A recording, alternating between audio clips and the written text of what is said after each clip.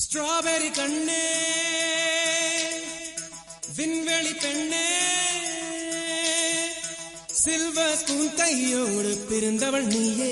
ஒரு ஃப்ரிட்ஜுக்குள் ஆப்பிள் போல் இருந்தவள் நீயே தங்க தட்டில் சோறு பென்ஸ் ஏசி காரு இருந்தும் நெஞ்சோடு சொல்லாத பாரம் என்ன தனிமை இனிமையாக எளிமை கொடுமையாக உனது கண்ணோடு சொல்லாத சோகம் என்ன